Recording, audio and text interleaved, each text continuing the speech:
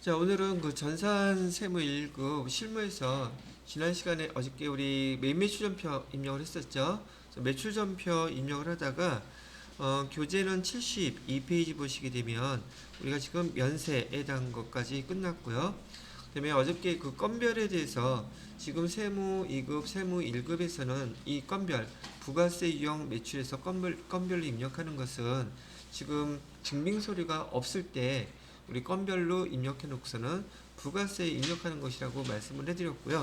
그래서 어저께 제가 중요하다고 말씀드렸던 부가가치세법에서 꼭 아셔야 될 게 첫 번째는 불공사항이라 했었어요. 불공사항 6가지 꼭 아셔야 되는 거고요. 그 다음에 두 번째는 간주 공급이라고 되어 있고요.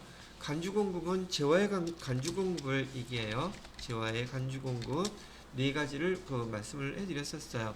그 네 가지 중에 첫 번째가 그 자가 공급이라는 거였었는데 자가 공급 안에 세 가지가 있었던 거예요. 면세사업 전용이라든지 그다음에 비영업용 소형 승용차에 전용한다든지 그다음에 타사업장으로 반출하는데 판매 목적으로 반출할 때만 얘 간주 공급으로 본다. 그래서 여러분들이 그냥 문제도 많이 풀고 그다음에 그 시험 기출 문제에서도 여러 번 보기는 했었지만 이 간주 공급의 의미를 갖다가 정확히 알아야 된다고 제가 말씀을 해드렸단 말이죠. 간주 공급이라는 것은 지금 실제적으로 판매한 것은 아니지만 국세청 입장에서 판매한 것으로 보겠다는 얘기예요. 판매한 것으로 보니까 여러분이 14번 건별을 갖다가 메인 매출전표에서 부가세 유형 건별로 선택한 다음에 공급가액 세액 용이 늘 때요. 판매가액을 시가를 넣어야지 돼요. 그 다음에 회계 처리할 때는 원가로 회계 처리하라고 제가 어저께 말씀을 해드렸던 것이고요. 자, 그 다음에 그래서 간주 공급에 대한 거 제가 어저께 좀 설명을 해드렸으니까 잘 암기를 하시기 바라고요. 세 번째 중요한 게 뭐냐면 과세 표준이에요. 과세 표준이라는 것은 부가세를 부과한다는 뜻이잖아요. 그래서 어저께 말씀을 드릴 때에도 여러분들이 만약에 누구한텐가 부가세가 어떤 경우에 부과돼요? 라고 질문을 하게 된다면 이거 대략 난감하게 지게 된단 말이죠. 그래서 부가세가 부과되는 경우 세 가지예요. 여러분 다 배우셨던 거죠. 부가세가 과세라는 건 부가세가 부과되는 것을 얘기하는데 부가세가 부과되는 경우는 재화가 공급됐을 때 부과돼요. 두 번째로는요, 어저께 얘기했던 거예요. 용역이 공급됐을 때 부가세가 부과된답니다. 세 번째는 수입, 재화가 공급됐을 때 부가세가 부과된다. 이 세 가지예요. 그래서 여러분이 부가세는 어느 경우에 부과되나요? 이런 식으로 물어보면 큰 덩어리로 재화가 공급됐을 때 또는 용역이 공급됐을 때, 세 번째는 수입 재화가 공급됐을 때 부가가치세가 부과됩니다. 이렇게 기본적으로 딱 정리가 돼 있으셔야 된다는 얘기예요. 그런 다음에 여기 간주 공급을 다시 한번 보세요. 간주 공급은 지금 재화의 간주 공급이라는 데 했었죠. 그래서 첫 번째 자가 공급이 됐던 개인적 공급이 됐던 사업상 증여가 됐던 그 다음에 타사업장 반출됐던 이게 다 재화가 공급되는 거란 말이에요. 재화가 공급되니까 뭐가 부과된다? 부가세 매출세액이 부과된단 말이죠. 그거 납부하라는 얘기예요. 근데 실제적으로 내용 보면 증빙서류가 있어요, 없어요? 증빙서류 없잖아. 그죠? 그런데도 불구하고 매출 부가세 납부해야 된다고 얘기할 때 건별을 사용하는 경우가 나온다고 제가 어저께 정리를 해드린 것이랍니다. 자, 그 다음에 이 과세표준에 대해서는요, 과세표준에 포함시켜야 되는 것, 과세표준에 포함시키면 안 되는 것, 그 다음에 과세표준에서 공제하지 않는 것, 요 세 가지를 구분하시는 문제가 TAT 2급에서 시험 문제 자주 출제가 됐었단 말이죠. 그래서 이 과세표준에 이쪽에다 정리를 한번 해드리면 과세표준에 지금 여기 항목에다가 포함시켜야 되는 거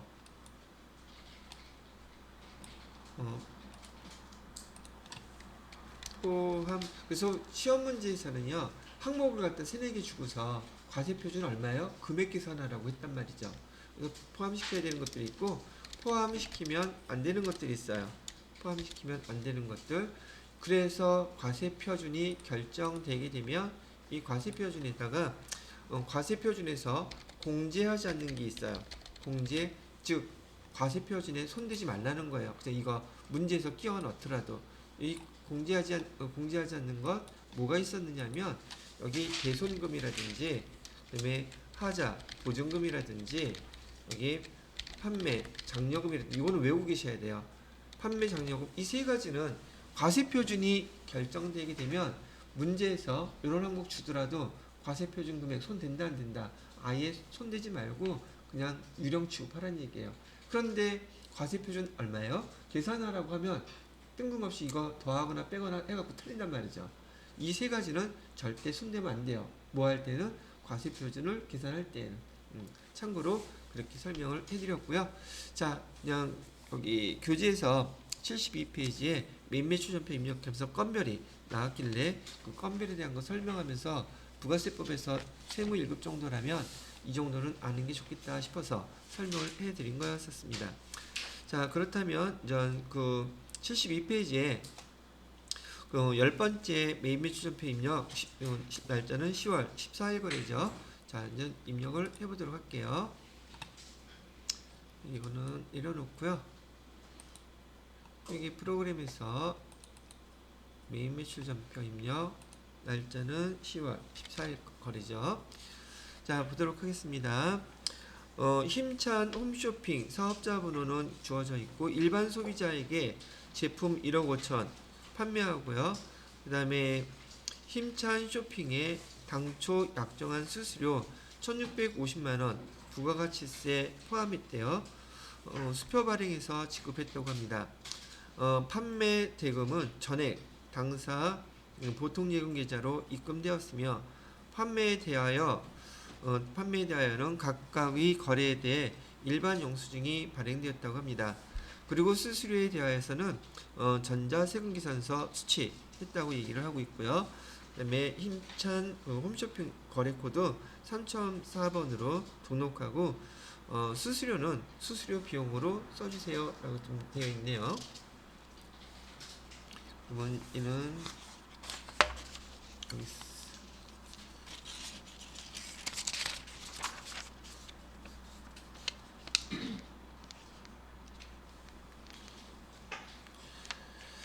자, 내용을 한번 보죠. 지금 여기서 여기 10월 14일 날 거래 내용을 가만히 보시게 되면 지금 여기 우리가 매출을 홈쇼핑에서 매출을 한 거죠. 홈쇼핑에서 매출을 하고 우리가 지금 수수료를 내야 되는 상황이 됐다는 얘기예요. 수수료를 납부해야 되는데 지금 1650만 원이라고 했죠.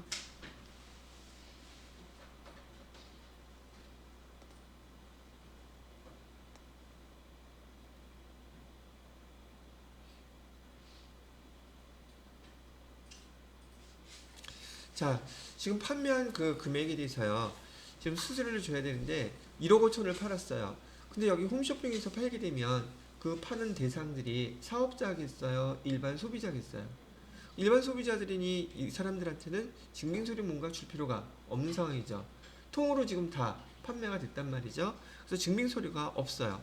그런데 그 증빙서류는 없지만 지금 이 금액에 대해서 금액 제품 뭐죠?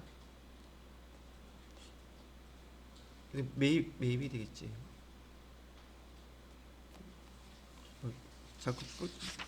잠깐 매입한 거에 대해서 지금 증빙서류 없이 매출한 품목이니까 14번 건별로 해가지고 우리가 지난번에 전산회계 1급이나 세무 2급에서 개인들한테 물건을 팔고 영수증 주지 않았을 때 쓰는 거하고 똑같잖아요. 다만 지금 우리 현실에 맞게 홈쇼핑에서도 지금 판매가 이렇게 이루어진단 말이죠.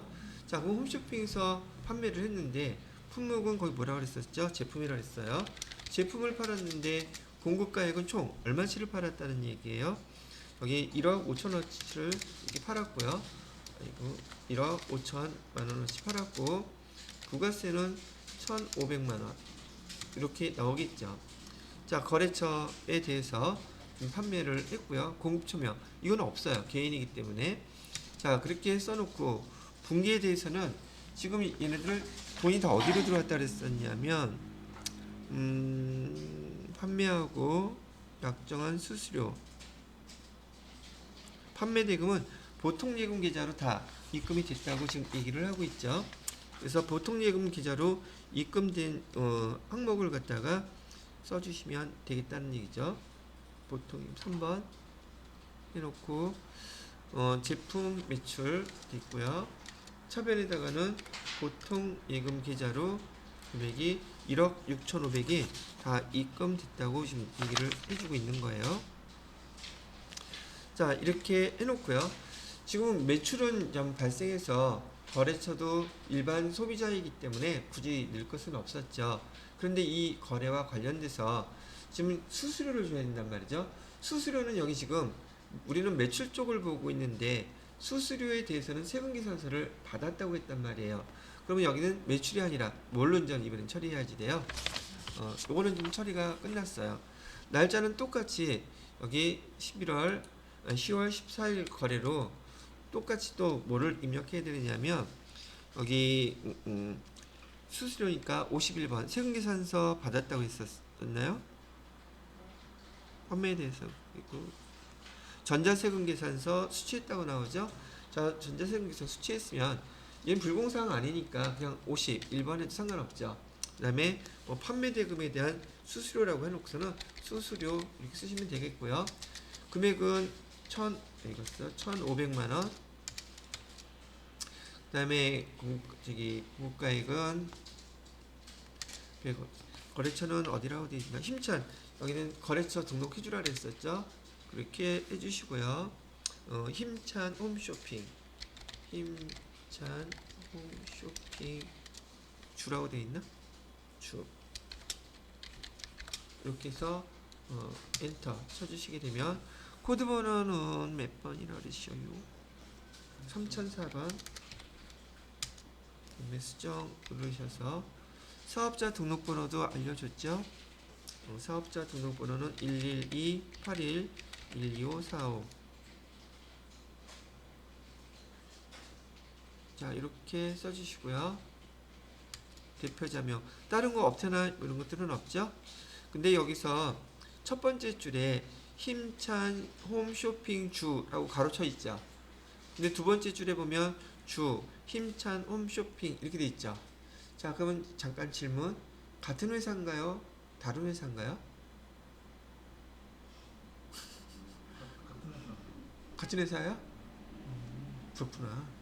이거 다른 회사예요. 주식회사가 이거는 고유명사이기 때문에요. 주가 의미는 지금 같다고 썼지만 이게 잘못 쓴 거예요. 나중에 이것도 회사 명에 대해서 배울 텐데요. 지금 앞에 여기 주 힘찬 홈쇼핑 이렇게 쓴 거 하고요. 힘찬 홈쇼핑 주 이렇게 쓴 거 하고요. 이거 다른 회사예요. 또 주식회사 힘찬 홈쇼핑 이 회사하고요. 힘찬 홈쇼핑 주식회사 이렇게 쓴 것도 다른 회사예요. 즉 이름이란 말이에요. 이거는. 근데 처음에 회사명을 정할 때 주식회사를 앞에 붙이건 뒤에 붙이건 가로로 하건 동그라미로 다 괜찮아요. 근데 한번 정해지면 그건 지구상에 그 하나밖에 없는 고유명사이기 때문에 다른 회사란 말이죠. 근데 여기는 왜 이렇게 썼을까요? 프린트 잘못한 거예요. 그래서 참고상으로 알아주세요. 이거 다 다른 회사입니다. 참고로 알아주시라고 구분하는 거 한번 설명을 해드렸고요. 자, 뭐 대표적인 명이나 이런 건 없으니까 그냥 쓰시면 될 것 같고요. 자, 다음에 세금계산서 받았죠. 자, 전자세금계산서 받았고 혼합분기로 하셔가지고 원재료가 아니라 여기 지금 800번대 수수료 비용 판매 수수료 비용으로 하라 그랬죠. 문제에서 수수료 비용으로 이거 800번대예요. 매출과 관련된 거기 때문에 그래서 800번대 수수료 비용으로 처리해 주시고요.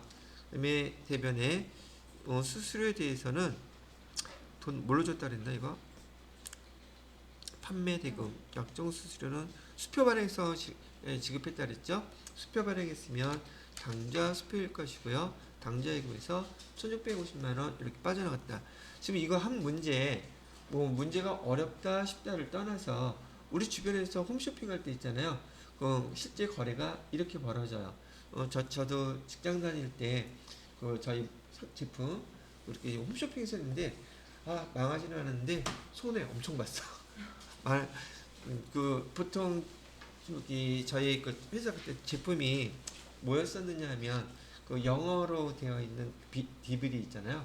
그거하고 영어 교재 아이들 거 했는데 홈쇼핑에서는요 이것저것 많이 팔기 위해서 뭐뭐 갖다 붙이라는 게 엄청 많아요. 그러니까 예를 들어서 그때 당시에 한 번 쇼핑 나갔는데 5천 세트를 못 팔잖아요. 그러면 그거 완전 미치는 거예요. 왜냐면 덤으로 주는 게 많기 때문에. 그래야지 여러분들도 홈쇼핑 보면은 이것도 드립니다. 저것도 드립니다. 엄청나게 많이 있죠. 그래서 일정한 약이 안 나가면 거기 망하는 거예요. 거의. 손해를 엄청 많이 보게 되더란 말이죠. 우리 손해는 그렇게 많이 팔지는 못했어요. 그래서 영어 공부 아무리 좋아한다 해도 영어 교재가 뭐 한두 개여야 말이죠. 그래서 하여튼 그런 경험이 있었다는 얘기를 해드리는 거예요. 지금 여기 세무 읽어보니까 실제로 좀 벌어지는 것들이 좀 더 근접하고 거래가 좀 더 복잡한 것들이 여기 나온단 말이죠. 이유는 여러분이 세무 1급까지 배우니까 이 정도 결합되어 있는 거래 상황을 파악해서 기록하실 수 있어야 된다는 얘기를 해드리는 거예요. 자, 그래서 10월 14일 거래 한번 입력 두 개 다 해보셨고요. 그 다음에 73페이지 보시게 되면 10월 15일 당사가 생산한 제품 원가도 나오고 시가도 나왔네요. 매출처인 대림물산에 접대용으로 제공했다라고 나있죠. 지금 여기 지금 제품이라고 그랬어요. 제품을 갖다가 거래처한테 지금 제공했죠. 그리고 증빙서류가 있나 보세요. 증빙서류 누르실 거도 없죠. 접대하고서 세금계산서니 신용카드 매출전편이 현금영수증 이거 받을 수 없잖아요. 그죠? 여기 날짜는 15일로 하고 바로 얘가 아까 말씀드렸던 그 간주 공급의 세 번째 사업상 증여예요. 그러면 여러분이 제품을 줬다는 건 뻔히 알아들었겠죠. 제품을 줬는데 증빙서류가 없으니 또 이거 간주 공급이니까 부가세 유형은 14번 건별로 이렇게 쓰셔야 되고 제품 쓰시면 되겠고요. 공급가액은 얼마라고 되어 있느냐면 간주 공급은 제가 판매한 것으로 본다 그랬죠. 거래처에다가 접대한 것이지만 판매한 것으로 보기 때문에 거기에서 원가가 아니라 시가를 쓰셔야지 돼요.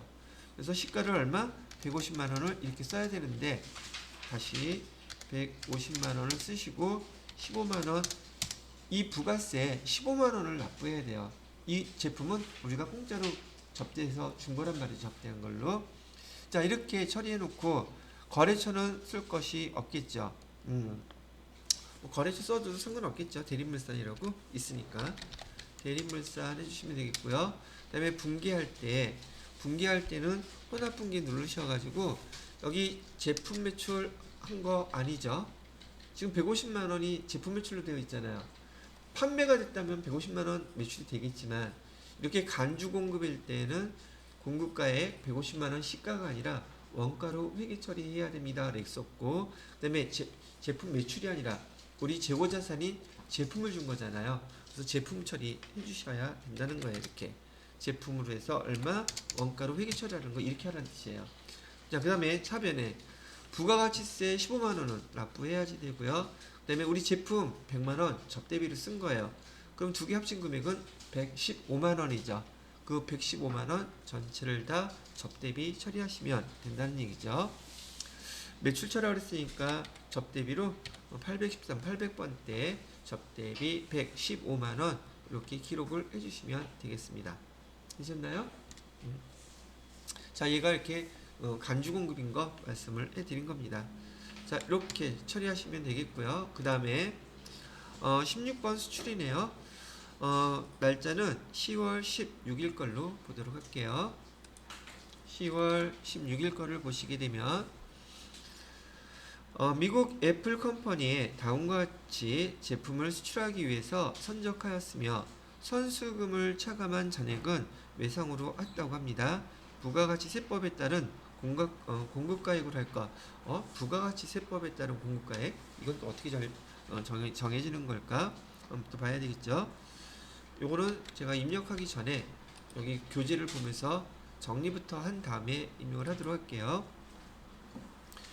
자, 수출 대금 총액은 얼마라고 돼 있냐면 달러로 지금 8만 달러 이렇게 돼 있어요.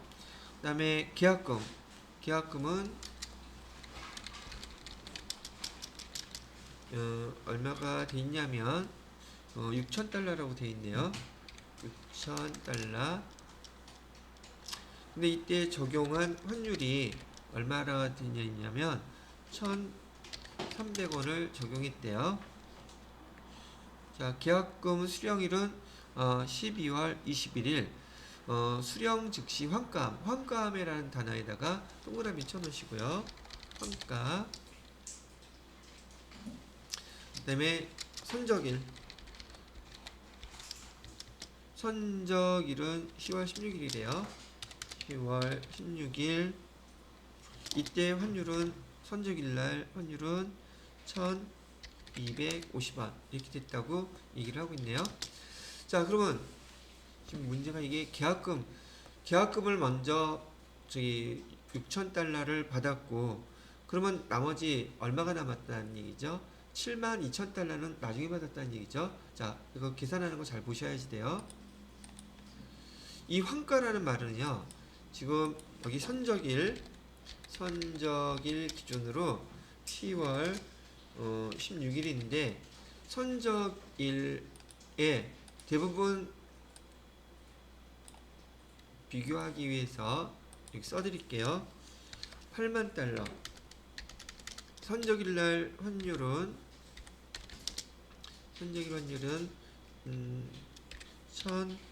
1,250원. 자, 이렇게 계산기를 두들겨 볼게요. 일단 8만 달러 곱하기 1,250원 하니까 딱 1억 원이네요. 자, 우리가 그 계약금 없이 선적일날 선적해주고 그 다음에 돈을 받았다고 하면 우리 과세표준, 부가가치세 수출할 때의 과세표준은 여기 1억 원이 돼요. 오케이? 그런데 지금 여기처럼 대부분 거래에서 수출할 때요, 상거래가 계약금이라는 거 먼저 받게끔 되어 있잖아요. 나도 얼마 전에 이것 때문에 피 봤어, 한번. 피 봤다는 게 돈 손해봤다는 뜻이에요. 이건 개인적인 얘기니까 좀 이따 하기로 하고. 그래서 1억 원이 과세표준이에요. 공급가에. 그런데 이 중에서 8만 달러가 선적일날 이렇게 다 선적된 게 아니라 그 중에 일부였던 계약금 요 6천 달러가 먼저 들어왔단 말이죠. 얘는 며칠 날 들어왔냐면 날짜 받은 날이 12월 날짜 맞아요, 이거?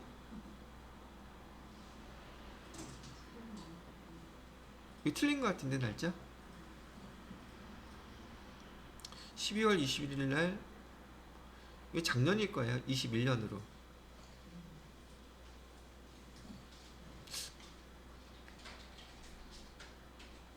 계약금 수령일 한번 조회 좀 해보실래요? 애플사 거래처 원장 조회하셔가지고 애플사 돈 받은 거 며칠날 일반 전폐에 계약금 들어왔는지 한번 확인해 봐 주세요.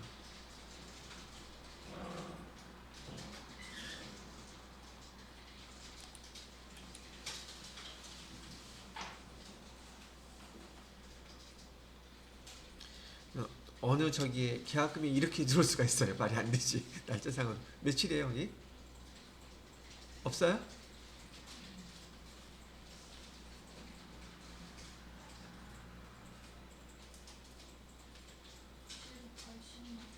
응? 정기분. 그러니까 2022년인 날짜가 말이 안 된다는 얘기예요. 그래서 그 계약금 수령일을 2022년이 아니라 2021년으로 바꾸셔야지 돼요. 그래야지 말이 되지. 계약금 받았으니까. 여하튼 간에 괜찮아요. 자, 이걸 날짜를 갖다가 전년도에 계약금 받은 게 있었어 가지고서는 전년도 12월 21일 날 여기 돈을 갖다가 계약금을 받았다는 얘기예요. 그럼 계약금 받았을 때 달러로 6,000달러가 들어왔으니 6,000달러에다가 그날 환율을 계산해 가지고 우리 통장에 쭉 들어오겠죠. 이렇게 환율은 1,300원 이렇게 들어올 거란 말이에요. 그럼 요거 계산해 보세요. 6,000달러 곱하기 1,300원 하면 얼마가 나와요? 780만원 나왔나요? 여기 780만원 이렇게 나온단 말이죠. 그리고 780만원 하고요. 여기 남아있는 금액 얼마가 계산이 되냐면 선적했을 때 74,000달러에 대해서 곱하기 1,250원 이렇게 계산을 하시면 얼마가 나와요? 9,250만원 나오네. 9,250만원 이렇게 나오죠. 그죠? 지금 부가세법에서는 이렇게 계산하게끔 돼 있어요. 선적일 전에 계약금이 먼저 들어오게 되면 환가 이거를 갖다가 환가한 금액이라고 부르거든요. 환가한 금액이 780만원 그리고 선적일날 그 금액에 대해서 나온 금액 9,250만원 이하고 얘를 두 개 더하면 얼마가 나옵니까? 두 개 더하면 9,250만원 더하기 780만원 1억 30만원 나오죠? 그래서 이하고 두 개를 더하게 되면 금액은 1억 30만원이 나와요. 그러면 선적일날 환율로 계산해서 공급가액 1억 나오는 거하고 환가한 금액하고 과세표준이 같아요? 달라요? 다르죠? 그래서 부가세법에서는 이렇게 계산하게끔 되어 있어요. 그런데 재무회계에서는 이렇게 계산하게 되어 있어요. 1억으로. 계약금을 먼저 받았다 할지라도 선적하는 날짜에 그 공급가액으로 우리 매출, 제품 매출이 됐든지 매출액을 잡는데 부가세법에서는 이렇게 잡혀 있단 말이죠. 대부분의 여러분 시험 문제는 지금 우리가 부가세법을 하기 때문에 부가세법으로 계산하라고 얘기를 합니다. 그리고 대부분 부가세법으로 하는 게 편리해요. 나중에 세무조정도 없을 테니까. 이걸 하면은 다르잖아요, 벌써. 재무회계하고. 그 금액만큼 세무조정 하셔야 돼요. 자, 여하튼 간에 우리 대부분의 문제는 부가세법에서 지금 관련된 문제로 나오기 때문에 환가했다는 것이 부가가치세 과세표준 결정할 때 이렇게 연결이 되더라는 것을 참고로 알고 계시라 이런 얘기죠. 자, 그렇다면 입력할 때 지금 금액은 공급가액으로 얼마를 해야 된다는 얘기예요. 1억 30만 원을 하셔야지 된다는 얘기를 해드리는 거죠. 그럼 날짜는 10월 15일 날짜로 해서요. 10월 15일 날짜.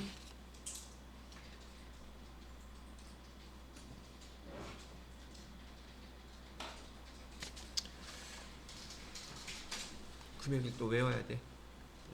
자, 매출을 했고요. 부가세 유형은 지금 우리가 수출을 한 거죠. 그러니까 16번 수출해 주시면 되겠고, 품목은 제품 이렇게 해주시고요. 그다음에 수량 같은 건 없고, 공급가액은 1억 30만 원 이렇게 해주시고, 거래처는 애플 컴퍼니. 그다음에 영세율 구분은 얘가 수출이니까 1번 그죠? 1번 이렇게 해주시고요. 그 다음에 분계는 혼합분계 하신 다음에 제품 매출은 1억 30만원에 대해서 차변에 아까 선수금 받은 거 있었죠? 선수금 받은 거 금액은 780만원이었어요. 그 다음에 차변에 나머지 금액은 뭐라 했다 그랬죠? 외상으로 했다 그랬죠? 그럼 외상 매출금 되겠네요. 9,250만원이 선적일 날에 74,000불에 대해서만 외상매출금으로 처리를 해주시면 된다는 얘기를 합니다. 자, 이렇게 정리가 됐던 거예요. 근데 아까 제가 지금 답안지 보다 보니까 10월 14일 날 거래해서 이 제품 처리했던 거 10월 14일이 아니라 간주공급 몇 번이었지? 15일이었네. 10월 15일. 미안. 여기 제품 나갔을 때 적요란에다 못 써줘야 돼요. 타겟형 대체 다들 하셨으리라고 생각해요. 제품 재고전산이 판매가 된 것이 아닌 다른 계정으로 바뀌게 되면 걔를 우린 타겟형 대체라고 부른다 그랬었죠. 요거 해주셨으면 되겠고요. 자, 그 다음에 17번 카우가로 되어 있는데 날짜는 10월 17일 거래고요. 10월 17일 일반 소비자인 유재석 비사업자에게 을 제품 55만원 부가가치세 포함 공급대가네요. 판매하고 신한카드로 결제받고 신한카드 매출전표 발행하였다. 거래처 코드번호 3005번으로 등록하고 카드 대금은 외상매출금 기정으로 회계 처리할 것 되어 있네요. 카드로 팔고 결제를 카드로 했으니 17번 매출에서 카과 하면 되겠고요. 제품은 을제품이라고 됐습니다. 공급가액은 50만원, 공급대가 입력하면 나눠질 거고요. 거래처 유재석 입력해주라 그랬었죠. 3005번으로 플러스 해주셔서 유재석 해주시고요. 거래처 번호는 3005번으로 탭 해주셔서 사업자 등록번호 없고요. 네, 아무것도 없어요. 그냥 해주시면 되겠고요. 자, 카드선은 어디 카드? 카드 신한카드라고 그랬죠? 신한카드 매출로 해주시면 되겠고, 분계는 카드로 받았으니까 4번 외상매출금으로 해서 거래처 신한카드 나와있고, 부가세 예수금과 제품 매출, 이렇게 되면 다 처리가 마무리가 된 거겠네요. 자, 그 다음에 18번 화면이 나왔는데 날짜는 10월 18일 거래죠. 10월 18일 거래로 보시고요.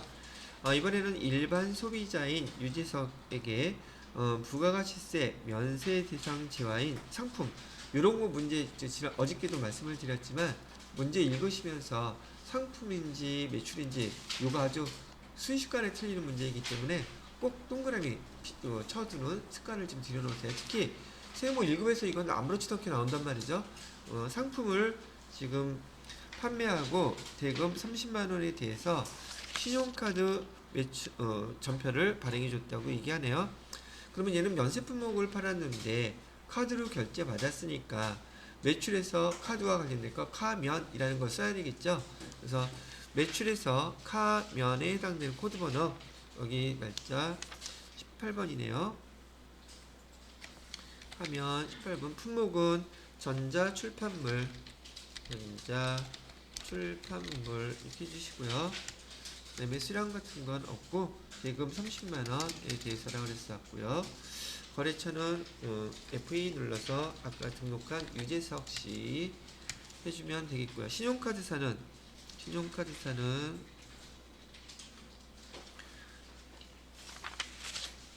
신한카드 나와있죠. 신한카드 분기 카드로 받았으니까 얘도 카드 제품 매출 외상 매출금. 지금 이 문제에서는 지금 여러분이 전산세무 2급이나 TAT 2급에서 카면이 잘 안 나왔었단 말이죠. 그래서 전혀 안 나왔던 것은 아니지만 세무 1급에서 카면도 기정도 부가세 유형으로 한번 사용해 보려고 문제를 낸 것이라고 보면 되겠어요. 자, 그 다음에 10월 19일 현관 매출의 매입매출 전표 입력에서 매출거래의 마지막 거 문제인 것 같아요. 10월 19일로 보시고요. 일반 소비자인 유재석 비사업자에게 을 제품을 22만원 공급대가에 판매하고 현금으로 받은 현금 영수증을 발행. 여기 현과로 해주시면 되겠죠. 22번 현과, 여기 을 제품이라고 쓰시고요. 공급가액은 공급대가로 22만원 입력해 주시고요. 똑같이 유지해서 해주시면 되겠네요. 분기는 현금 받았으니까 제품 매출. 이 말하면서 이걸 책 보고 막 입력하다 보면 내가 말해놓고도 틀려. 10월 18일날 아까 여기 어디 갔어요? 지금 여기 제품 매출로 돼 있죠? 이거 뭘로 바꿔주셔야 돼요? 상품 매출로 바꿔주셔야 되죠? 자, 그래서 지금 매출과 관련된 그 메인 매출점표에서 매출과 관련된 15가지 예제를 한번 입력을 해보셨고요. 필요한 거 제가 잠깐 메모리 리마인드 시켜드린 걸로 정리를 하시면 되겠습니다. 자, 그러면 일시 중지하고요. 그래서 매출에 관련된 거는 이렇게 입력을 해보시면 된 것 같고요. 지금 여러분이 입력해 보셔서 알겠지만 세무 1급이라고 해서 그 거래 내용이 골 때리거나 어렵거나 그러지는 않아요. 믹스되어 있다는 것 정도만, 혼합되어 있는 것만 차이가 있다는 것이고요. 그런 예제들 갖다가 반복해서 연습해 보시면 크게 어렵지는 않은데, 항상 저도 시험 볼 때 그렇지만은 속도가 문제예요. 빨리 파악해서 그 거래들 여러 가지 결합되어 있는 걸 빨리 입력해야 되는데, 그거 해석하다가 시간이 가더라고요. 자, 그 다음에 79페이지를 보시게 되면 전자세금계산서와 전자계산서에 대해서 지금 설명을 쭉 해놓고 있어요. 대부분 다 알고 계시는 내용이라서. 그 다음에 세금계산서 발급해보라는 건데요. 이 파트에서 세금계산서 발급 제가 하려고 마음먹었으면 저기 앞에 입력할 때 전자란에다 여 표시 안 해놨겠죠. 다 여 표시해놨잖아요. 이거는 안 할 생각이에요. 뭐 해보고 싶으신 분들은 세금계산서 한번 직접 발행해보세요. 근데 여기서 알아야 될 게 뭐가 있냐면, 지금 이번에 올해 스텝법 개정되면서요, 전자 세금 계산서 발급 의무자, 예전에는 법인은 무조건이었었죠. 이거 지금도 바뀐 것 같고요. 개인이 처음에는 있잖아요. 처음에는 여기 과세 매출, 그러니까 공급가액이죠. 얘가 3억이었었거든요. 그런데 한번 얘가 바뀌었어요. 과세 매출 3억 이상인 개인 사업자는 전자세금계산서 발급 의무자입니다. 이렇게 됐다가 그 다음에 과세하고 면세 포함해서 3억 이렇게 해놨다가, 지금 이번에 바뀐 건 어떻게 바뀌었냐면 과세 플러스 면세 2억으로 줄었어요. 그럼 이 트렌드를 보게 되면 개인 사업자들도 계속 전자세금계산서 발급을 의무화하겠다고는 금액이 점점 줄어드는 거잖아요. 그런 정책이 눈에 빤히 보인다는 얘기예요. 이거 앞으로도 더 줄어들 거예요. 그래서 사업자라면 근데 실제로요, 개인 사업자들 중에서 이 금액이 아니더라도 전자세금계산서 계산서 사용하시는 분들 꽤 많아요. 편리한 것도 없잖아 있긴 하고요. 국세청 입장에서는 그 세원이 투명하게 되니까 더 좋겠죠. 이런 걸 많이 권장하더란 말이죠. 이렇게 됐던 거 요것만 한번 설명해 드리면 될 것 같으네요. 자, 그래서 거기 80페이지, 81페이지 세금계산서 발급해보라고 하는 것들은 여러분이 발급해 보시면 되리라고 생각하고 요 파트는 넘어갈게요. 자, 그 다음에 이제 83페이지를 가시게 되면 이제 매출이 아니라 매입에 대한 것이네요. 51번 과세 매입부터 문제를 읽고 또 한번 진행을 해보도록 하겠습니다. 자, 첫 번째 문제 날짜는 11월 1일 날짜고요. 대형 전산으로부터 원재료, 보통 원재료는 이게 나오게 되면 대부분은 그냥 세금계산서 받으면 51번 과세 부가세 유형이 51번 그 과세였었죠. 원재료 8천만원, 그 다음에 부가세 10%는 별도로 구입하고 매입이죠. 증빙서류는 전자세금계산서 받았대요. 세금계산서 발급받고 매입이니까 증빙서류를 보고 부가세 유형은 51번 과세 이렇게 쓰면 된다는 얘기고요. 대금 중에서 300만원은 매출처 세아산업에서 받아 보관 중인 약소금 배서양도, 문제를 자꾸 이렇게 연결시킨단 말이죠. 배서양도 해주고 나머지는 외상으로 처리했다고 합니다. 그럼 여기 원재료 써주시면 되겠고요. 공급가액은 8천만원. 그 다음에 거래처는 대형전산 써주시고요. 세금계산서 받았죠. 그 다음에 분계는 지금 여기 혼합 분계를 하셔야 되겠네요. 자, 원재료로 돼 있고 대변에다가 자, 원재료를 받았으면 돈 줘야 되죠. 근데 우리가 갖고 있던 바드럼 거래처는 대형, 여기 이거 주의하셔야 되죠. 거래처 어디 거예요? 여기는 세아 산업, 세아 산업 걸로 이렇게 바꿔주셔야 돼요. 바드럼을 배서 양도했다고 했으니까 금액은 300만 원짜리였었고요. 대변의 나머지 금액은 외상으로 했다고 그랬으니까 8,500만 원이 여기 외상 매입금이 되겠다, 이런 얘기가 되겠죠. 자, 이렇게 해서 자료를 입력해 주시면 되고요. 이런 문제가 세무 1급에도 자주 나오는 거예요. 왜? 세무 1급이라고 자격시험에서는 어려운 것만 내는 게 아니랍니다. 여러분이 일반적으로 입력하는 것들 나중에 법인세 배우시더라도요, 어려운 거를 갖다 생각하지 마시고 배우고 보편적이고 반복해서 알 수 있는 거, 틀리지 말아야 될 걸 안 틀리면 자격증 따는 데 다 따실 수 있어요. 자, 그렇게 참고를 하시면 되겠고요. 두 번째 거래 보도록 하겠습니다. 이번에는 11월 4일 거래고요. 생산직 사원들의 출퇴근에 사용할 목적으로 구인승 승합차 공급가액은 2천만원, 부가가치세는 200만원, 대우자동차에서 구입하고 전자세금계산서 발급받았답니다. 여기까지. 지금 구인승 승합차, 승용차 아니죠? 소형 승용차만 불공사항이지 그 이외의 차량들은 다 여기 우리 공제 받을 수 있는 과세, 매입세 공제받는 거래라고 보시면 된다는 얘기죠. 자, 그러면 일단은 거기까지 입력만 먼저 해볼게요. 세금계산서 받았고요. 그다음에 품목은 구인승 승합차라고 쓰면 되겠고요. 공급가액은 2천만원. 거래처는 자, 대우자동차에 대한 사업자 등록번호와 협약된 대우 캐피탈 사업자 등록번호에서 10개월 분할 상환 조건으로 차입하여 지급하였다. 대우자동차 3006번 사업자 등록증을 계속 지금 등록하라고 지금 나와 있네요. 왜 어디서 등록을 하는 게 편할까? 하나에서 자, 그럼 여기 2천만 원에 대해서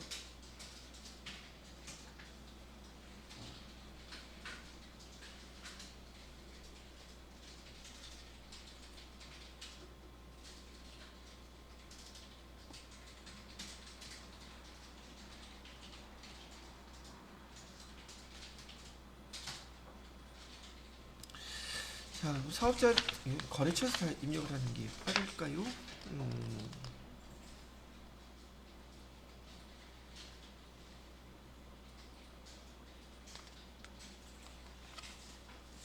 자, 일단은 그냥 입력해 볼게요.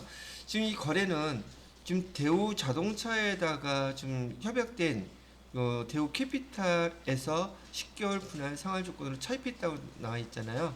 그럼 거래처를 갖다가 지금 우리가 여기 거래처 등록을 할 때 대우 자동차를 입력하면 안 되고 대우 캐피탈을 입력해야 되겠죠. 그렇죠?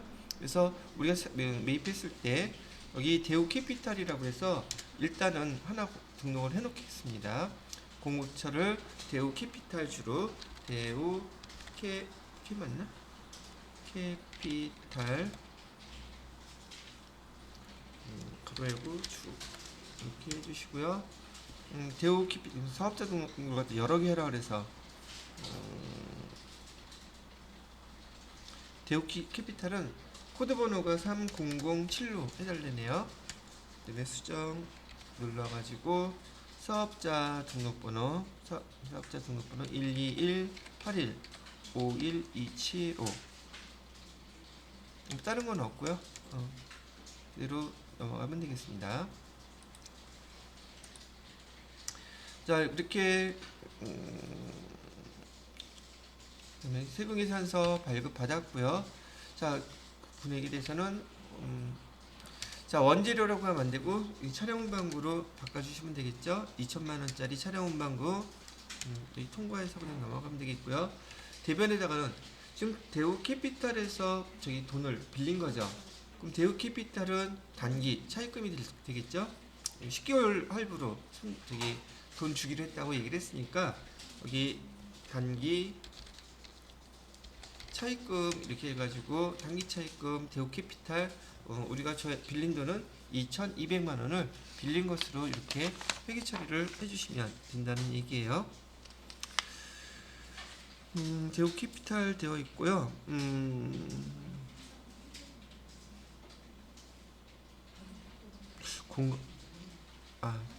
대우 캐피탈이 아니라 이거 대우 플러스 해서 이번에는 대우 자동차 차료 공급받은 건 대우 자동차잖아요. 돈이 아니라 구인승 수납차 살 때 거래한 것은 대우 자동차. 그래서 대우 자동차 주라고 해놓으시고요. 엔터. 그다음에 이 코드 번호는 3006. 수정 눌러서 사업자 등록번호는 13381 14929 됐어요. 이렇게 해서 등록을 해주고 대우자동차에서 됐고요. 그다음에 혼합분기를 해가지고 단기차 입금의 거래처 얘를 뭘로 바꿔주면 돼요? 얘를 대우 캐피탈로 바꿔주셔야 되겠죠. 이렇게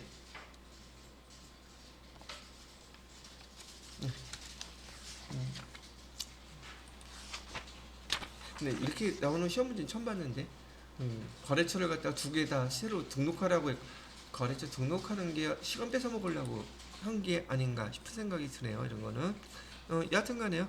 지금 두 개 다 등록을 해갖고 대우 캐피탈하고 대우 자동차 거래처 두 개 다 입력을 해보셨네요. 자, 됐고요. 그 다음에 11월 5일 거래죠. 11월 5일 거래.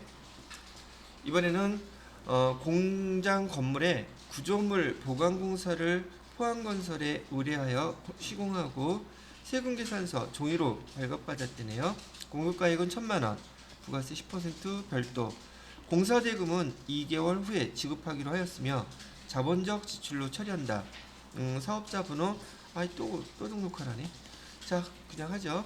자, 그래서 지금 세금계산서 우리가 받았다 했으니까 51번 하시면 되겠고요. 그 다음에 보강공사라고 쓰면 되겠고요. 공급가액은 1,000만원짜리라고 했네요. 거래처는 포항건설 거래처 입력하라 그랬죠. 포항건설 입력해 주시고 주. 그 다음에 코드 번호는 3008로 해달라고 그랬고요. 사업자 등록번호는 2081 32328. 포항건설 세금계산서 전자에 넘어가야 되겠죠. 종이니까. 분기는 지금 혼합분기를 해주시고 원재료 대신에 지금 공장 건물이라고 했으니까 건물로 바꿔주시고요. 그 다음에 대변에다가는 돈 아직 지급 안 했죠. 자본적 지출로 하라 했으니까 건물로 규정 처리하라는 뜻이잖아요. 그 다음에 대변에는 돈 지급 아직 안 했기 때문에 미지급금에서 부가공사로 해서 1,100만원 이렇게 정리를 해주시면 되겠네요. 자, 이것도 내용 자본적 지출 용어 못 알아들으실 분은 아닐 것 같고, 왜 질문 있으신가요? 질문 있으세요? 손만 움직이면 질문하는 줄 알아. 이거 앞으로 손 움직이지 마요. 이게 손 이렇게 올라가면은 손 질문 있으신가? 여기서 딱 보이니까. 자, 그 다음에는 11월 6일 날짜 해볼게요. 지난 11월 1일 대형전산에서 매입한 원재료 중 일부 하자가 있어 반품했다는 얘기네요. 전자세금계산서 받았대요. 이것도 별거 아니네요. 많이 했던 거니까. 자, 매입으로 해주시고요. 51번 품목은 원재료. 야, 수량은 여기 수량에서 금액이 수량이 있었나? 공급가액으로만 나왔네요. 공급가액에다가 마이너스 200만원 붙여야 될 것이고요. 거래처는 대형 전산. 세금계산서, 전자세금계산서 받았다고 되어 있고요. 그 다음에 분기는 외상과 매입금하고 상기 처리하기로 했으니까 이렇게 해주시면 되겠네요. 이건 너무 일반적인 그런 거래였었네요. 특별한 건 없어요. 자, 그 다음에 11월 7일 거래 보도록 할게요. 지난 1월 16일 산업통상자원부에서 지원받은 정부 국고보조금이네요. 500만원으로 현대전공 사업자 거래처 코드번호는 3009번으로 등록하고 자동지어기를 구입하고 전자세금계산서 발급받았대요. 구입 금액은 1,800만원, 부가시세 별도고요. 국고보조금 또는 정부보조금의 상환 의무는 없다고 합니다. 대금은 전액 당좌수표 발행에 지급하였다고 하고요. 217번 정부 보조금 규정을 등록해서 회계 처리를 하라고 하네요. 자, 그러면은 여기 정부 보조금 지금 회계 처리하기 전에요. 지금 여기 11월 7일 날 거래한 거래 내역부터 그대로 한번 입력을 해보시면 돼요. 먼저 하신다는 얘기죠. 유형은 전자세금계산서 받았고, 지금 우리가 자동 지역이 구입했다 그랬잖아요. 기계장치. 그러면 51번 하시면 되겠고요. 거기 자동 지역이 쓰시고요. 공급가액은 1,800만원이라고 했어요. 거래처는 현대전공에서 당연히 없죠. 등록해라 그랬죠. 현대전공주 이렇게 해주시고요. 코드번호는 3009.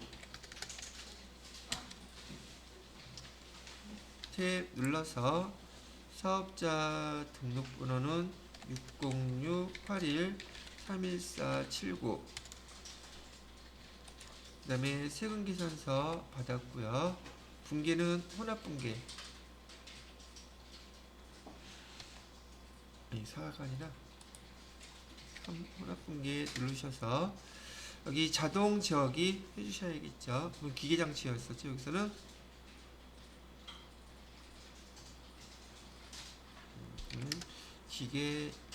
기계장치로 바꿔주시고요.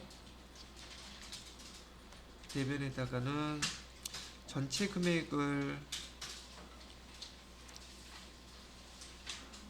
당좌수표 발행했다고 그랬으니까 당좌예금에서 1980만원 이렇게 해주는 것으로 끝났어요. 자, 지금 여기 거래에서는요, 정부보조금이라는 말이 나오기는 했지만 정부보조금과 관련해서 아무런 거래 내용이 변한 게 없어요. 그죠? 정부보조금에 대해서는 여기서 회계 처리하는 게 아니에요.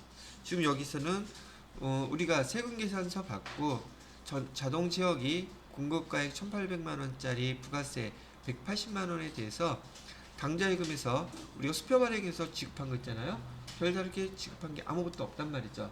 그런데 지금 여기 여러분들한테 문제에서는 여기 지금 정부보조금이 500만원 사용됐단 말이죠.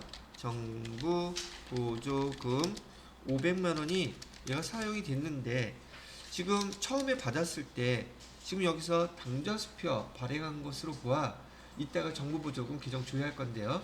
정부보조금 그 계정을 조회하시게 되면 처음 500만원 들어왔을 때 당좌예금으로 들어왔을 거예요. 당좌예금으로 들어왔기 때문에 그때 당시에는 회계 처리를 어떻게 했느냐면, 혹시 지금 조회를 해보신 분은 그 당좌예금에 대한 차감 계정이 정부보조금 계정 코드번호가 몇 번인지 좀 알려주세요.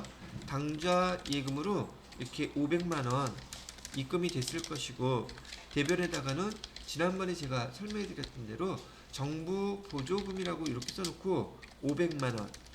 근데 이 코드번호가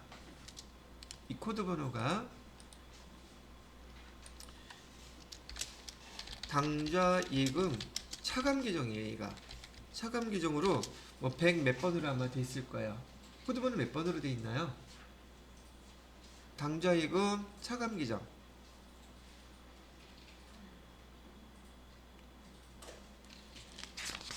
조회 안 돼요?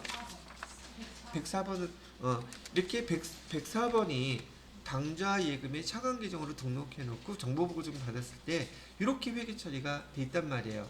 그런데 지금 지금 당좌 예금에 있었던 거 지금 우리 기계 장치 샀잖아요. 살 때 당좌 예금에 있던 거 다 썼죠. 그렇기 때문에 여러분이 여기 거래 11월 7일 날 거래 내역에 대해서는 여기 매매출 전표에다가 이렇게 입력하고 일반 전표에다가 여러분이 요걸 별도로 입력을 해주셔야 돼요.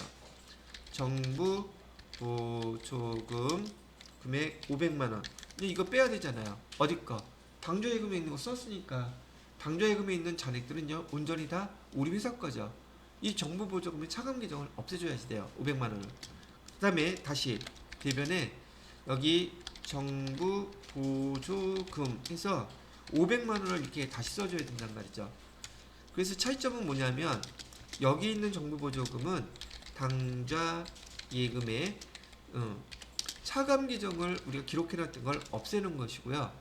대변에 다시 정부보조금을 쓰는 것은 기계 장치에 대한 차감 계정을 다시 등록해 주는 거예요. 그래서 제가 지난번에 정부보조금은 재무상태표에 어떻게 표시하게 되느냐 얘기를 따르면, 자, 당좌 예금 처음 받았을 때요. 당좌 예금에 우리 금액이 2천만 원이 있었어요. 뭐 보조금까지 받은 게. 근데 당좌 예금을 정부 보조금으로 받았으니 여기서 정부 보조금 얼마는 500만 원은 우리 게 아니잖아요. 그래서 이렇게 표시를 해줘야 된다고 제가 말씀을 해드렸죠. 그래서 순수하게 회사에서는 자기네 당좌예금 수표 발행해서 쓸 거는 2천만 원 있다고 해서 2천만 원 쓰면 된다 안 된다 구분해서 항상 표시해 놓고 쓰라는 얘기예요. 정부보조금하고. 그래서 당좌예금은 얼마만 써야 된다? 1,500만 원만 이 회사 거란 말이죠. 이렇게 구분 표시하게끔 되어 있는데 이제는 이 정부보조금 여기서 썼잖아요. 그래서 여기 보시는 것처럼 대변에 있던 정부보조금하고 지금 기계장치를 구입하면서 당좌예금에서 지출을 했기 때문에 이렇게 상계 처리해서 없애는 거예요. 이렇게 상계 처리해서 없애고 정부보조금이 이제 어디에 들어가 있는 거예요? 기계장치에 들어가 있죠. 지금 우리 기계장치 얼마짜리 샀어요? 얘도 재무상태표에 나타내게 되면 기계장치 처음 취득했을 때 1,800만 원 이렇게 기록되어 있죠. 이 1,800만 원 중에서 정부 보조금은 얼마? 500만 원어치만큼은 정부 보조금으로 산 거잖아요. 그게 내 것이 아니란 말이에요.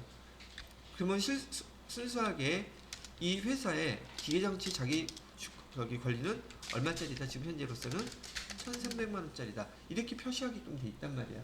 그거를 어떻게 회계 처리하느냐? 이렇게 회계 처리해요. 자, 그래서 지난번에 정부보조금을 당좌예금으로 받으면 당좌예금에 정부보조금 들어갔으니까 차감 계정으로 이렇게 표시하게끔 돼 있다 그랬었죠. 그래서 코드 번호가 몇 번으로 만들어졌다는 얘기예요. 104번으로. 자, 이번에 이 정부보조금 기계장치 거 뭐에 대한 이 정부보조금이 대변에 있는 이 금액 있잖아요. 뭐에 대한 차감 계정을 만들어야겠어요. 기계장치. 요거 모르면은 계정 등록 못해요. 이 원리를 모르시면. 그러겠죠. 이해되심? 그럼 이제 뭐 만들어야 돼요? 일반 전표에다가 이렇게 입력하려면 문제에서 주어진 정부보조금 여기 기계장치가 200번대잖아요.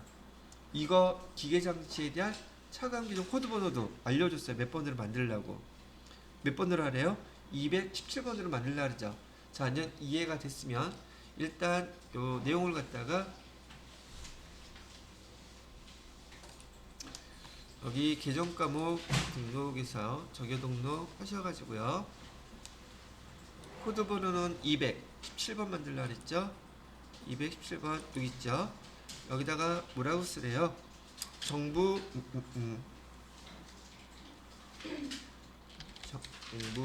보조금 쓰시고요. 성격은 여기 차감이라고 4번 돼 있죠. 문제에서는 이게 차감이니 뭐니 이런 말 안 나와 있어요. 왜? 개념을 아는지를 물어보는 거니까 일반인으로 쓰면 틀리겠죠. 그죠? 삼각도 아니고 비삼각도 아니고 임시도 아니고 4번 요거 차감을 선택하셔야 돼요. 근데 여기 옆에 관계 코드라고 돼 있죠. 뭐에 어떤 계정에 대한 차감 계정이에요? 기계장치라고 그랬잖아요. 이렇게 기계장치에 대한 차감 계정으로 이렇게 등록을 해 놓으셔야 된다는 얘기예요. 되셨나요? 자, 이렇게 이제 등록을 했으니까 여기 해당되는 걸 갖다가 이제 회계 처리를 해봐야 되겠죠. 자, 얘는 일반 전표에다 입력한다 그랬어요. 날짜는 며칠 날짜로요? 날짜는 11월 7일 날짜로요. 11월 7일 차변에 규정 정부 보조금 보세요. 지금 104번은 정부 보조금 똑같이 계정이 나와 있기는 하지만 하나는 당좌예금의 그 차감 계정이고 지금 얘를 사용하고 난 다음에는 정부 보조금 기회장치에 대한 차감 계정으로 이렇게 나온단 말이에요. 그래서 얘는 없애주고 금액은 얼마짜리? 500만원. 그 다음에 대별에다가는 지금 217번이라고 했었죠. 똑같이 정부 보조금 해서 지금 교재에서 쓸 때는 가로해 놓고 당좌예금의 차감 계정이라든지 그다음에 기계장치 차감 계정 말로 하지만 우리 회계 프로그램에 입력할 때는 그냥 코드 번호만 입력하면 지가 알아서 인식한단 말이라는 뜻이에요.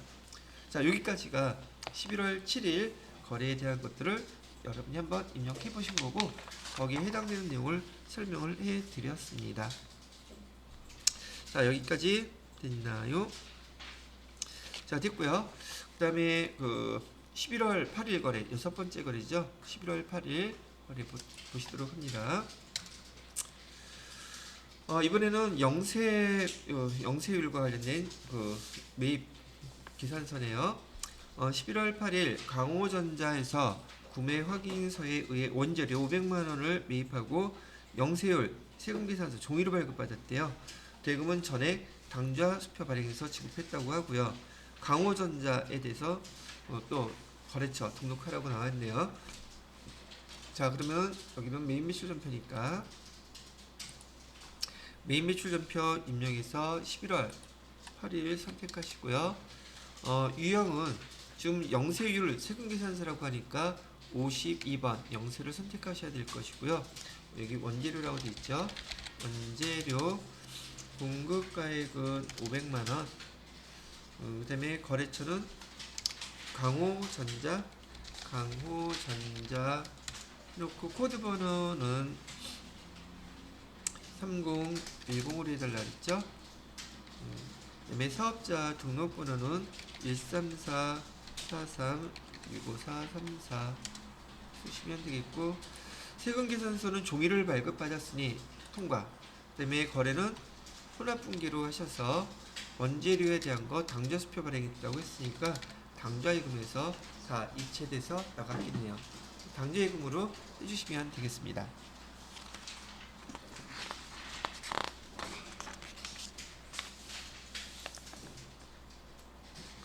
자, 그 다음에 이번에는 다음 페이지에 11월 10일 거래요. 면세에 대한 거래네요. 11월 10일로 해주시고요. 한일 출판에서 상품, 이 동그라미 쳐놔야죠. 상품 매출을 바꾸셔야 될 테니까 매입이네요. 상품 면세 재화라고 되어 있고 800만원을 구입하고 전자계산서를 발급받았다. 그 다음에 대금은 전년도에 지급한 계약금을 차감한 잔액을 모두 보통예금 통장에서 인출해서 지급했다 그러는데 전년도의 계약금 어디와 관련된 거? 한일출판과 관련된 거 조회를 하셔야 되겠죠. 자, 일단은 거래를 그대로 입력해 보도록 하겠습니다. 매입이고 증빙서류가 전자계산서니까 53번 이렇게 누르셔야겠죠. 면세. 그 다음에 거기 면세재화인 전자출판물 쓰시면 되겠고요. 금액은 800. 거래처는 한일출판. 그 다음에 전자계산서 받았다고 했으니 1번. 분기는 혼합분기. 자, 우리 상계 상품이라고 되어 있죠. 이 상품으로 이렇게 바꾸셔야지 돼요. 그 다음에 이 대가는 뭘로 줘야 되겠어요? 앞에 우리가 계약금 지급했다 그랬죠. 전년도 계약금 여기 거래처 원장에서 여기 한일출판 계정 조회하시면 금액 찾을 수 있죠. 200만 원 나올 거예요. 그러면 여기 우리가 먼저 지급했던 거 선급금이죠. 선급금으로 지급했던 금액 200만 원은 제외하고요. 나머지 금액에 대해서 전액 보통예금 통장에서 진행했다고 하니 보통예금에서 인출된 금액은 600만 원 되겠네요. 그래서 이렇게 정리를 해주시면 면세거래에 대해서도 뭐 별반 어려운 문제 없이 여기 해결을 하실 거라고 생각이 드네요. 자, 다음 11월 11일 거래 보도록 할게요. 매출거래처 직원의 결혼식에 보내기 위하여 선영화원에서 화환 8만원짜리 현금으로 구입하고 계산서를 발급받았다. 여기 또 거래처 등록하라고 그러는데 매출거래처, 자 여기 여러분들 있잖아요. 지금 여기 매출거래처 직원한테 이거 보냈으면 접대비라는 건 금방 아실 거예요. 그죠? 근데 이거 접대비라고 생각해서 불공상하고 헷갈려가지고 얘 불공으로 잘 처리해요. 그죠? 왜? 접대비니까 불공상 딱 떠오른단 말이에요. 근데 제가 이걸 방지하기 위해서 제가 그 부가세 유형 입력할 때는 반드시 증빙서류 보라 그랬었어요. 그죠? 불공 처리하는 이유는 매입세액이 있기 때문에 매입세 공제 안 해주는 게 불공이잖아요. 그죠? 근데 여기 면세품목은 매입세액이 있어요? 없어요? 없잖아요. 근데 이걸 불공 처리해요? 말이 안 되잖아요. 그래서 접대비라 할지라도 매입세액이 없고 여기 증빙서류가 뭐예요? 계산서잖아요. 그러면 우리 부가세 유형 53번 있잖아요. 그죠? 떡하니 여기다 불공 처리하면 되겠어요? 안 되겠어요? 그래서 아마 모르긴 몰라도 여러분이 시험 문제 풀거나 기출 문제 풀 때 많이 틀렸을 거란 말이죠. 이것 때문에. 얘는 오히려 공부를 한 사람이 틀려. 접대비가 불공이라는 걸 알기 때문에. 접대비 불공일 때는 받은 증빙서류가 세금계산서일 때만 불공을 쓸 수 있어요. 여기 지금 세금계산서 있어요? 없어요? 아니잖아요. 매입세액 있어요? 없어요? 없죠? 여기서 불공을 쓸 수가 없는 거예요. 쓸 필요도 없는 거고. 아시겠죠? 틀리지 않도록 주의하시면 될 것 같고요. 그래서 여기 53번 계산서 쓰시면 될 것 같고요. 여기 환에서 화환이라고 하면 되겠네요. 화환 공급 가액은 8만원. 그다음에 거래처는 여기 무슨 신영화원 로 해주시고요. 3,500번으로 등록해달라고요. 네, 수정. 그다음에 사업자 등록번호는 1, 2, 3, 4, 5 해주시면 되겠고요. 계산서는 전자라는 말 없으니까 그냥 넘어가야 되겠죠. 자, 분기는 현금으로 다 구입했다고 그랬었네요. 현금 해주시고 원재료를 뭘만 바꿔주시면 될까요? 접대비로 이렇게 바꿔주시면 되겠죠. 800번대에 판관비 접대비로 바꿔주시면 되겠네요. 자, 됐고요. 그 다음에 그 9월 11월 12일 거래죠. 12일 거래. 자, 지금 제가 요거 설명 들어가기 전에 다시 한번 제가 어저께하고 오늘 불공사항에 대해서 잠깐만 말씀드렸죠. 조금 전에 계산서하고 불공사항하고 또 헷갈릴 수도 있으니까 지금 입력시 유의사항 지금 다시 한번 천천히 읽어보시고 정리를 한 다음에 바로 시작하도록 하겠습니다. 지금 한 3분 정도 남았거든요. 자, 요거 다시 지금 읽어보세요. 아니면 또 써드리기 싫어. 하겠습니다. 날짜는 12일 거래고요. 자, 불공사항들 중요하다고 제가 말씀을 드렸으니까 얘는 자격시험, 그 다음에 실무, 업무에서도 상당히 중요하다고 얘기 드리는 거예요. 자, 12일 거래를 보니까 그린 자동차 공업 사업자 번호 돼 있고요. 영업부 업무용으로 사용 중인 소형 승용차를 소형 수용차 나왔어요. 수리한 후 전자세금계산서 발급받고 증빙서류 세금계산서예요. 수리비 130만원, 부가가치세 별도 전액 외상으로 했다고 되어 있고요. 수리비 계상액 중에서 100만 원은 자본적 지출로 처리하고 요거는 차량 운반으로 처리하라는 얘기겠죠. 잔액은 수익적 지출로 처리하라고 되어 있습니다. 자, 그러면 여기서 소형 수용차라고 얘기를 했으니 지금 몇 cc라든지 뭐 그런 차에 대한 구분은 나와 있지 않죠? 얘를 뭘로 구분해 근데? 영업부의 업무용 사용 중인 소형 수용차 수리 후 경찰은 아니니까 여기 불공 문제를 나왔을 때 불공으로 처리하라는 내용인지는 알겠는데 이렇게 문제를 내면 안 되겠죠. 지금 얘가 경찰이 뭐니 판단할 근거가 자료에 아무것도 없어요. 그죠? 근데 우리는 불공사항이 나왔으니까 그냥 차량으로 처리를 하기로 하는 것이죠. 자, 일단 여기 세금계산서 받았죠. 자, 그래서 제가 수업할 때도 매입 세금계산서 받으면 지금부터는 불공되고 난 다음부터는요 51번을 입력해야 될지 54번을 입력해야 될지 그게 판단이 좀 쓰셔야 돼요. 그래서 여기 매입 세금계산서 받았는데 불공사항에 해당되니까 54번 이렇게 불공으로 입력하라는 뜻이고요. 자, 품목은 거기 뭐 수리비라고 그랬으니까 수리비 쓰시면 되겠고요. 그다음에 공급가액은 130만원. 그다음에 거래처는 그린 자동차 공업이라 그랬죠.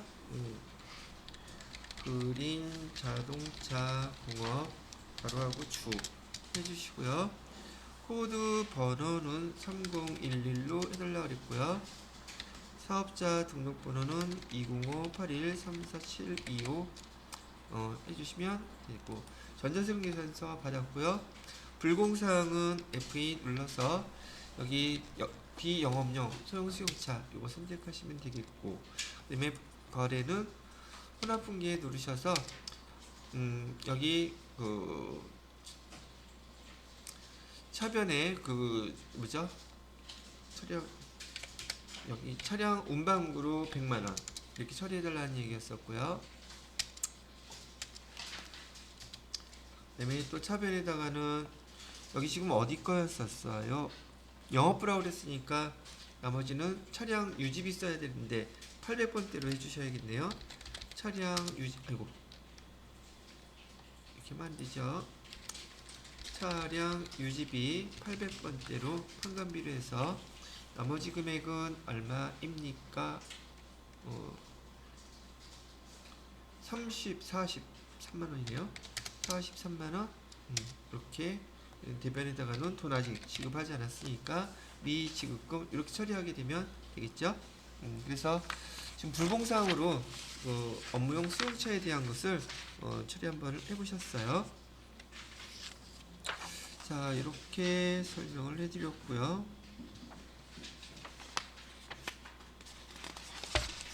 다음 거. 그 다음에 11월 13일 거래도 한번 볼까요? 대표이사 김경영, 거래처는 5,000번으로 등록해달라고 그러고요. 개인적으로 사용할 목적, 개인 사용 목적으로 3일전자 거래처 코드 여기서 TV 330만원 부가가치세 포함해서 구입하고 전자세금계산서 받았대요. 그러면 여기 매입 세금계산서 받았으니까 51번인지 54번인지 판단하셔야 되죠. 이건 개인적인 목적으로 사용되는데 사업과 관련이 있을까요? 없을까요?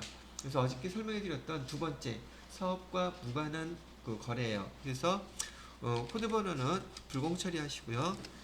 뭐 그냥 TV 정도 쓰면 될 것이고요. 그 다음에 금액은 330만원 되겠죠? 300만원 하고 30만원 부가가치세 포함된 것이라고 했으니까 공급대가고요. 거래처는 3일전자 해주셔야겠네요. 3일전자 플러스 해주시고 여기는 3일전자. 자, 코드 번호는 몇 번으로 했냐면 3600번으로 해달라 했어요. 3600번. 사업자 등록번호는 210313454. 그 다음에 전자세금계산서 받았고요. 그 다음에 분계는 혼합분계를 아니죠. 사업과 직접 관련이 없는 매출 맞죠? 이걸로 그대로 하시면 되겠고 혼합 누르셔서 계정은 지금 여기 세금계산서 받아서 330만원 이렇게 했지만 이건 사업가 즉 지난번에 말씀드렸던 것처럼 지금 대표이사를 할지라도 지금 인격과 인격의 거래예요. 그 말뜻은 지금 회사의 돈을 자기가 내야 될 걸 회사가 냈죠. 회사는 법인이에요. 인격이죠. 그 다음에 대표이사는 개인이에요. 그죠? 개인이 법인 돈을 빌린 거예요. 그래서 계정을 쓸 때는 뭐라고 쓴다? 가지급금이라고 써야 돼요. 법인 것을 대신 사용했기 때문에 이 법인은 거기 개인인 대표이사로부터 돈을 정산을 받아야 돼요. 그래서 돈을 우리가 일단은 먼저 지급했기 때문에 계정은 가지급금이라고 처리를 해주시고요. 가지급금의 거래처 여기도 또 입력해 주셔야 되죠. 누구로 입력하라고 했나요? 거래처 요거 없애고요. 여기서 등록이 되나 근데?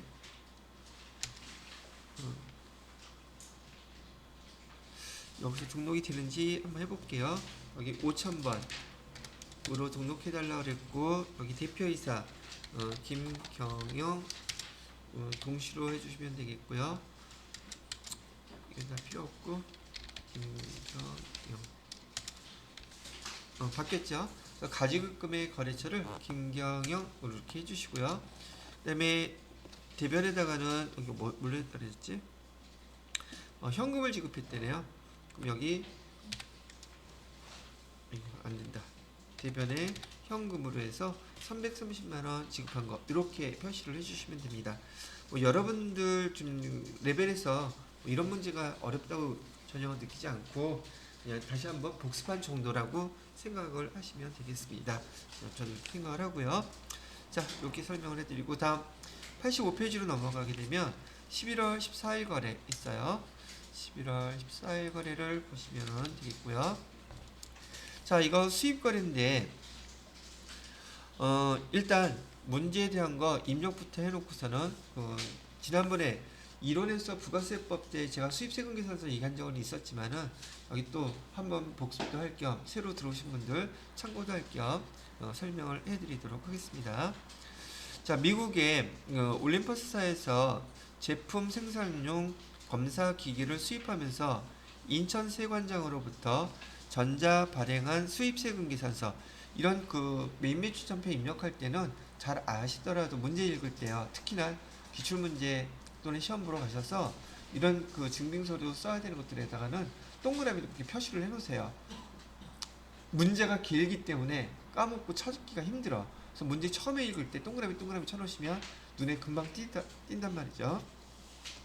증빙서류는 수입세금 계산서고요. 공급가액 800만원, 부가가치세 80만원을 수취하고 부가가치세와 통관제 비용, 관세 24만원, 통관수수료 8만원을 현금으로 지급했대요. 미착 계정에 대한 회계 처리는 고려하지 말 것. 관세 및 통관수수료에 대해서는 회계 처리할 때 일반 전표 입력해서 메뉴에서 입력할 것. 그러면 얘는 지금 기계장치 지금 수입하는 거죠. 검사기기. 그죠? 이거에 대한 부대비용이기 때문에 일반 전표에다가 입력하실 때 여기 해당되는 비용들을 갖다가 기계장치 부대비용으로서 그냥 처리를 해주시면 되지 않을까 싶네요. 그래서 14일날 일반 전표에다가 입력할 때 부대비용이 기계장치에서 이렇게 입력할 거예요. 자, 일단은 세금계산서부터 입력을 해봅니다. 세관으로부터 받은 수입세금계산서라고 했으니까 우리는 매입에서 55번 수입 선택하시면 될 것 같고요. 그 다음에 검사기기 이런 정도 써놓으면 되겠고 공급가액은 800만원이라고 되어 있고요. 그 다음에 여기 거래처는 세관이라고 되어 있죠. 그래서 인천세관 세금계산서 받았고 분계는 혼합분계를 해주시고요. 그 다음에 부가세 대급금 80만원에 대해서 뭘로 했다 그랬지 이거?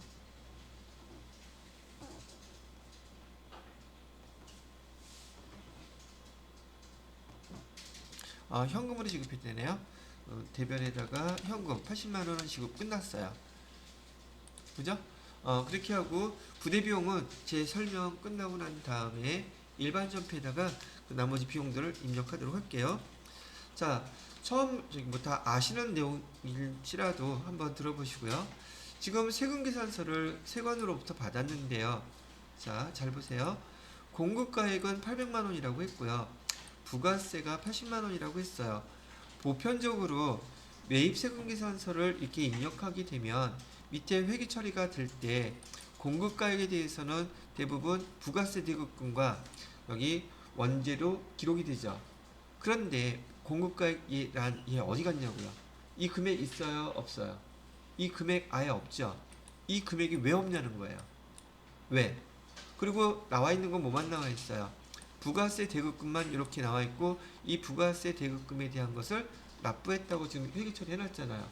첫 번째 여러분이 알아야 될 거, 수입세금 계산서에는 공급가액이 왜 없을까? 라는 거하고 왜 부가세 대급금을 세관에서부터 세금 계산서 받은 다음에 이걸 납부할까? 여러분이 그 부가세 배울 때 아까 과세된다는 얘기 들은 거 기억나시죠? 부가세가 어느 경우에 과세된다 그랬죠? 첫 번째, 재화가 공급됐을 때. 두 번째, 용역이 그거는 잘 외워. 근데 그 상황을 모르는 거야 지금. 세 번째는 뭐였어요? 수입재화가 들어왔죠? 들어왔어 안 들어왔어요? 그러면 그 수입재는 여기 뭐였지? 검사기기 그 재화에 대해서 우리나라로 수입될 때 그 부가가치세를 누가 부과하는 거예요? 세관에서 부과하는 거예요. 얼마가 부과됐어요? 80만 원 부과됐잖아요. 오케이?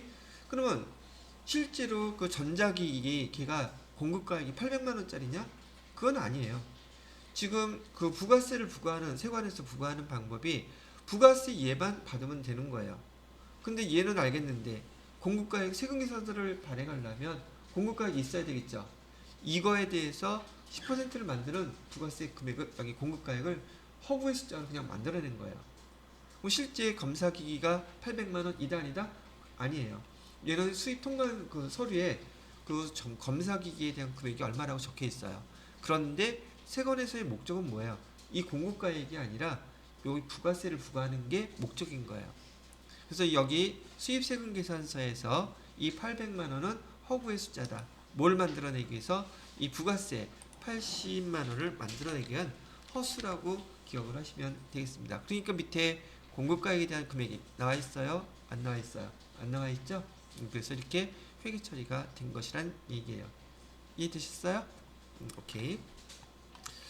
자, 요거 설명해 드렸고 여기 해당되는 거 일반 전표 또 입력에다가 입력해야 된다 그랬었죠.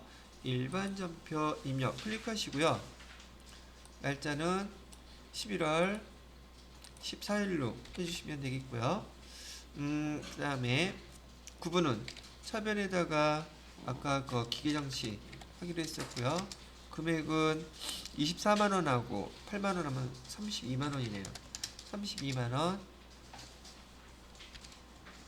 대변에다가 얘도 현금으로 다 했다 그랬죠? 현금으로 32만원. 이렇게 해서 지불을 했다고 표시해 주시면 되겠네요. 끝. 그래서 11월 14일 거래에 대해서도 한번 이렇게 처리를 해서 말씀을 해드려 보았고요. 그 다음에 여기 57번 카관 내용은 11월 15일 거래네요. 자, 11월 15일 이 카과에 대해서 아까 제가 불공사항에서 얘기했던 거 있잖아요. 그 설명이 여기 한번 더 나와 있어요. 그죠? 제가 1분, 2분 기다릴 테니까 천천히 한번 좀 읽어보세요. 시간 드릴게 바로바로 읽어보세요. 자, 11월 15일 거래를 보시게 되면 일반 과세자인 길손 식당에서 왜 맨날 이렇게 일반 과세자다 아니다 이걸 구분을 할까요? 아까 말씀드렸던 간이 과세자일 경우가 그런 경우가 발생하기 때문에 일반 과세자라 이렇게 설명을 해주는 겁니다. 일반 과세자인 길손 식당에서 공장 직원의 회식을 하고 그 회식비 공급가액 40만원 부가세 별도 삼성카드로 결제하고 공급가액과 부가가치세 별도로 구분 기재한 신용카드 매출전표 받았다고 되어 있어요. 길손 식당을 사업자 등록하라는 얘기인데 지금 얘는 친절하게 지금 공급가액하고 부가세 별도로 구분했다고 얘기가 나오고 다 따로따르게 나오잖아요. 그럼 얘는 정상적인 카드 매입 카과라고 얘기를 해주고 있는 거죠. 그래서 여기 지금 구분에는 매입에서 카드로 우리가 결제해 준 거니까 57번 여기는 일반 전표니까 말고요. 매입 매출 전표에서 날짜 11월 15일 날짜로 부가세 유형은 57번 카과 그 다음에 공장 직원 회식이라고 쓰면 되겠고요. 카과인데 금액은 44만원 입력하면 나눠지죠. 그 다음에 거래처는 어디라고 되어 있어요? 삼성카드로 결제하고 지금 여기 길손식당이라고 되어 있죠. 길손식당 또 등록하라고 되어 있지.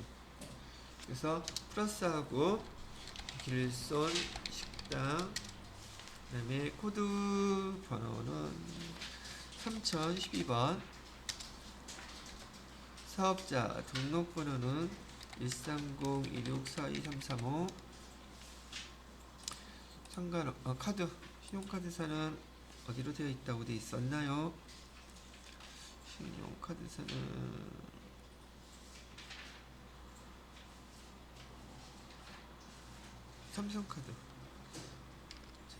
삼성카드 매입을 해주시고 카드 결제.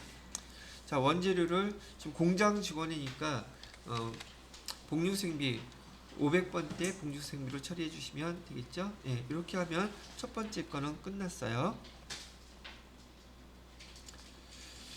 자, 그 다음에 3월 18일 현금 거리죠. 11월 18일 거래를 하시면 되겠고요. 길손 식당에서 사무실 직원의 회식 똑같이 회식을 했네요. 공급대가 33만원 승인번호 현금 영수증으로 했다 그러니까 얘는 매입인데 현과로만 해주시면 되겠죠. 현과는 61번 품목은 사무실 직원 회식 쓰기로 하고요. 공급대가는 33만원 거래처는 길손 식당 했었고요. 중개는 현금으로 했고 여기는 복류생비로 바꿔주시면 현금으로 처리가 다 됐습니다. 승인번호 뭐 그러지는 않겠지만 여러분 또 와서 거래에서 현금으로 결제했다고 그래가지고 현금 영수증 무조건 쓰시면 안 돼요. 현금으로 결제했다 할지라도 설명에서 반드시 증빙서류 또는 매입세 공제 요건 갖췄다는 말이 있어야지만이 현과나 이거 같이 이렇게 쓸 수 있는 거예요. 지난번에 어떤 분이 질문하셨는데 선생님 여기에 현금을 이렇게 지급했다 그랬잖아요. 현금으로 지급한 건 알겠는데 현금 영수증이라는 말 또는 공제 요건을 갖췄다는 말 아무것도 없잖아요. 증빙서류도 없잖아요. 그럴 때는 뭐라고 써야 된다? 그건 증빙서류가 없는 거예요. 그거는. 그죠? 참고로 그렇게 알아두시면 되겠습니다. 자, 여기까지 설명을 해서 여러분들한테 매입 매출 전표에서 매출과 그다음에 매입 관련돼서 전표에 대한 사항들을 쭉 설명을 해드렸어요. 여기에 해당되는 자료는 설명은 86페이지, 87페이지, 88, 89까지 해서 여러분들이 다 입력해 놓은 결과가 설명이 되어 있습니다.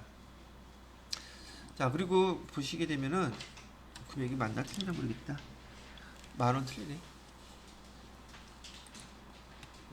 여기 3, 4, 6, 4. 지금 여기 금액하고 여러분 교재 89페이지 보면 현금 금액 나와 있죠. 그 금액하고 다 맞으시는 분 손? 다 맞아요? 여기 위에 현금 잔액하고 교재에 89페이지 맨 위에 보면 11월 매입 자료 입력된 화면에서 34640이라고 나와 있죠. 3,464만 원. 64만 원. 32만 원 차이 난다. 그죠?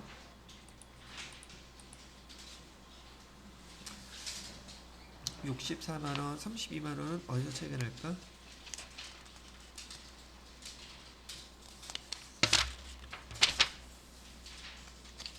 아, 일반 전표 입력.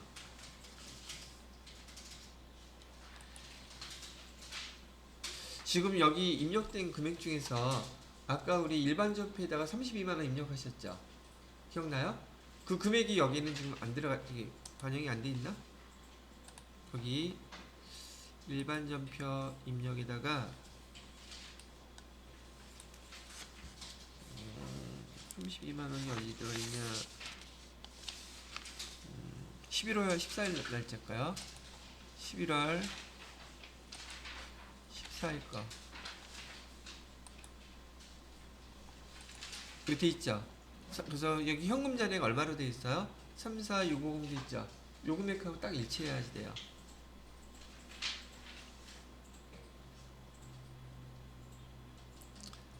됐어요? 아, 틀려도 뭐 상관은 없는데 우리 가능하면 입력할 때 정확하게 입력해보자고 한번 했잖아요. 하긴 뭐 나중에 또 연습 문제에서 풀어보면 되는 거니까. 자, 참고로 이렇게 보시면 되겠고요. 여기까지 해가지고서 지금 여기 앞에 일반 전표 입력과 메인 매출 전표 입력에 대한 설명은 마무리 짓도록 하겠습니다.